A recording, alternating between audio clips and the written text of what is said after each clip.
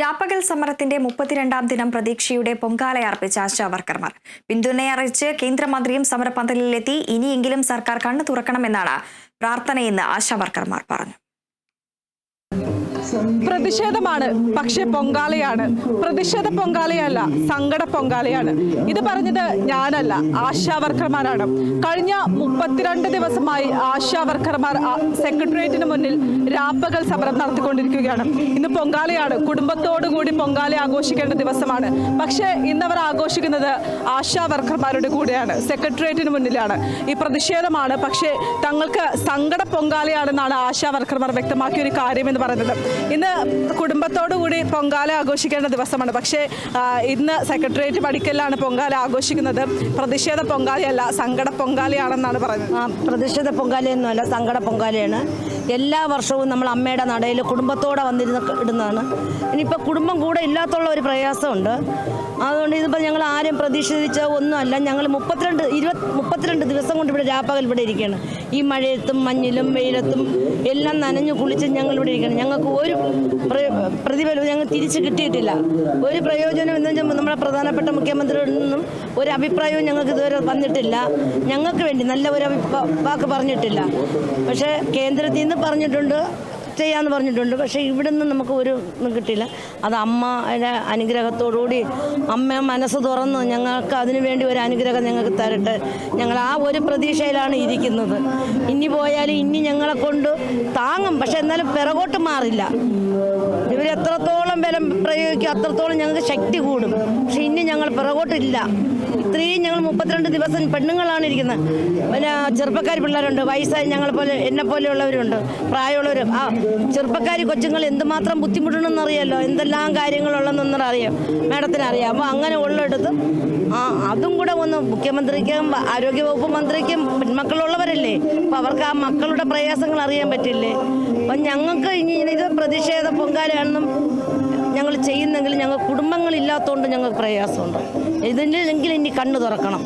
നമ്മളെ ബഹുമാനപ്പെട്ട മുഖ്യമന്ത്രി ഇതിൽ കണ്ണ് തുറക്കണം.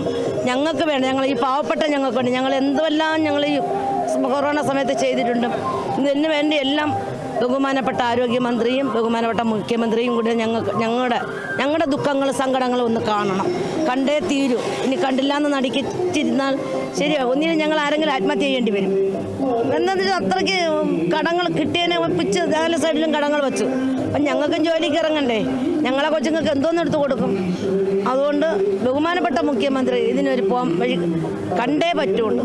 അല്ലാതെ ഞങ്ങൾ വേറെ ഒന്നും ഞങ്ങൾ കുറ്റപ്പെടുത്താനില്ല, എനിക്ക് കുറ്റപ്പെടുത്താനില്ല. ഞങ്ങളോടത്ത് ഒരു കരുണ കാണിക്കണം.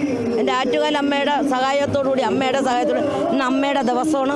അമ്മ കനിഞ്ഞ് അമ്മ മനസ്സലിയിച്ച് ഞങ്ങളോട് ഒരു കരുണ കാണിക്കണം. ഞങ്ങൾക്ക് അത്രേ പറയാനുള്ളൂ. ആരെയും കുറ്റപ്പെടുത്താൻ ഇവർ ആഗ്രഹിക്കുന്നില്ല. ഇവരുടെ ഒറ്റ ആവശ്യം എന്ന് പറയുന്നത് ന്യായമായിട്ടുള്ള ആവശ്യങ്ങൾ അംഗീകരിക്കണം, മുഖ്യമന്ത്രി ഒരു ചർച്ചയ്ക്ക് നടത്തണമെന്ന് തന്നെയാണ്. അതുകൊണ്ട് തന്നെയാണ് ഇന്ന് ഈ ആറ്റുകാൽ പൊങ്കാല ദിവസമായിട്ടും കുടുംബത്തോടുകൂടി പൊങ്കാല ആഘോഷിക്കേണ്ട ദിവസമായിട്ടും ഇന്നിവർ ഈ സെക്രട്ടേറിയറ്റ് പടിക്കലിൽ വന്ന് പൊങ്കാല ആഘോഷിക്കുന്നത് എന്ന് തന്നെയാണ് ഏറ്റവും പ്രധാനപ്പെട്ട ഒരു കാര്യം എന്ന് പറയുന്നത്. കേന്ദ്രത്തിന്റെ ഭാഗത്തു നിന്നും പിന്തുണ ലഭിക്കുന്നു. കേന്ദ്ര സഹമന്ത്രി സുരേഷ് ഗോപി സന്ദർശിക്കുന്നു, രാജീവ് ചന്ദ്രശേഖർ സന്ദർശിക്കുന്നു.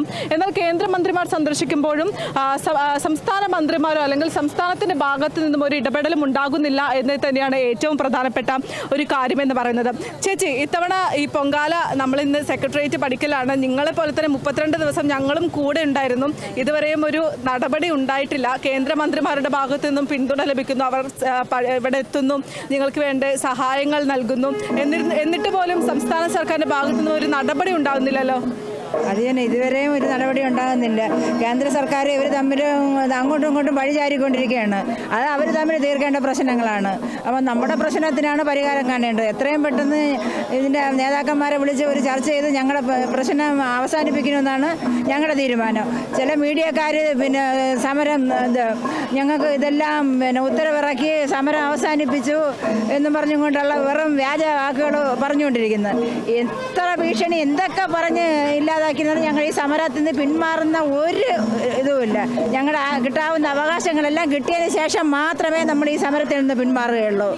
അതിന് എത്രയോ കാലകാലം കൊണ്ട് കോവിഡിൻ്റെ അടുത്താണ് ഞങ്ങൾ പൊങ്കാലയിടുന്നത്. ഇപ്രാവശ്യം ആരോഗ്യമന്ത്രി ഞങ്ങൾക്ക് സെക്രട്ടേറിയറ്റ് നടയിൽ പൊങ്കാലയിടാനുള്ള ഒരു അവസരവും കൂടെ ഒതുക്കി തന്നു.